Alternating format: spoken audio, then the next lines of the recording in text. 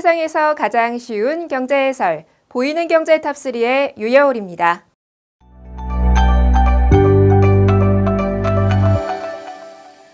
출출할 때 식사 대용으로 간편하게 먹을 수 있는 음식으로 라면을 찾는 분들 많은데요.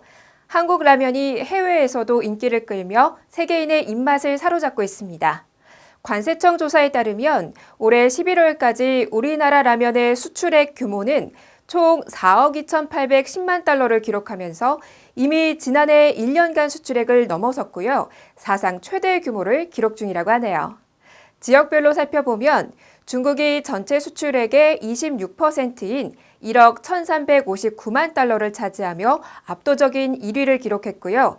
다음으로 동남아시아가 전체 수출액의 20%로 2위를 기록했습니다. 동남아 지역에서는 현지 라면과 다른 맛이 특징인 삼양식품의 불닭볶음면이 히트를 쳤는데요.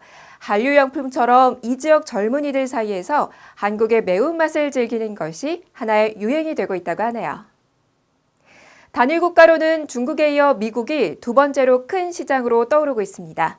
미국에선 원래 현지 동남아인이나 히스패닉계 위주로 라면이 판매되는데요. 최근 농심 신라면 건면처럼 건강을 콘셉트로 한 제품이 나오면서 백인들 사이에서도 큰 인기를 얻고 있습니다. 또 라면 생산의 원조격인 일본에서도 한국 라면의 인기가 이어지고 있는데요.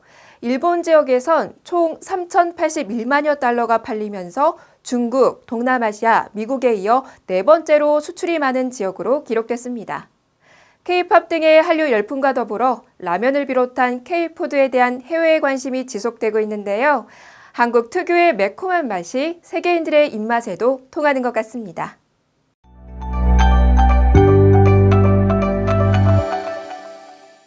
소득이 많지 않지만 내 집 장만을 꿈꾸는 신혼 부부나 무주택자라면 저금리의 대출 상품에 관심이 있으실 텐데요. 올해 하반기부터 한국주택금융공사의 보금자리론 신청이 급증하고 있다는 소식입니다. 보금자리론은 만기까지 고정금리가 적용돼 금리 변동을 우려하는 분들에게 안정적인 주택담보대출 상품인데요. 부부 합산 연소득 7천만 원 이하 무주택 또는 1주택자라면 연 2% 초중반대의 비교적 낮은 금리로 대출을 받을 수 있습니다. 최근 주택금융공사의 자료에 따르면 보금자리론은 올 3, 4분기까지 7조 8,052억 원이 판매된 것으로 집계됐는데요. 지난해 같은 기간에 판매된 5조 2,384억 원에 비해 48.9%가 늘어났습니다. 올해 5월까지만 해도 전년 동기 판매액이 마이너스를 기록하다가 지난 6월부터 전년 동기 대비 플러스로 전환되면서 대폭 상승한 건데요.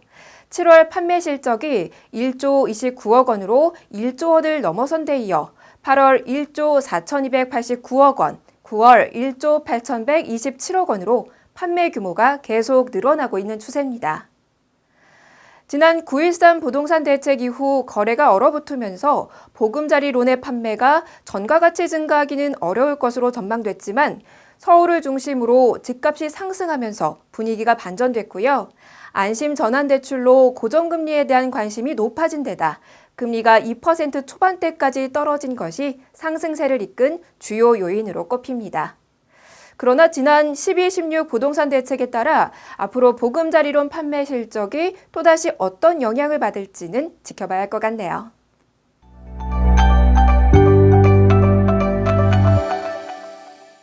그동안 보험업계가 손해율 상승 등을 이유로 자동차 보험료 인상을 꾸준히 주장해 왔는데요.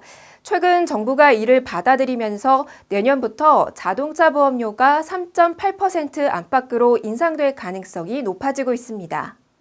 보험업계는 최저 인상률로 5%를 제시했지만 정부가 제도 개선 등에 따른 보험료 인하 효과 등을 감안해 보험료를 결정하라고 요청하면서 보험사에 따라 최저 3.5%에서 최대 3.9% 사이에서 인상폭이 결정될 것으로 보입니다. 보험개발원도 각 보험사가 의뢰한 보험료율 검증에 대한 결과를 조만간 회신할 계획인데요. 이 결과에 따라 인상된 요율이 내년 초부터는 적용될 가능성이 높습니다. 이외 논의되고 있는 자동차 보험 관련 개선 사항으로 음주운전 사고 부담금 인상, 자동차 보험 진료수가 심사 절차 및 기구 신설, 이륜차 보험의 본인 부담금 신설 등이 추진되고 있는데요. 우선 음주 사고에 대한 경각심을 높이기 위해 사고 부담금을 대폭 인상할 가능성이 높아 보이고요. 자보수가도 그동안 논란이 됐던 한의원 처방 등이 제한되는 방안이 추진될 것으로 보입니다. 또 이륜차 보험의 본인 부담금 신설은 최근 이슈가 되고 있는 오토바이 배달원의 사고를 보장하기 위해 사고 발생 시 배달원이 본인 부담금을 내는 대신 보험료를 깎아 가입을 유도하려는 방안입니다. 이러한 방향으로 자동차 보험료 인상 논의가 진행되고 있어 인상폭은 달라지더라도 내년 자동차 보험료 인상은 불가피해 보이네요.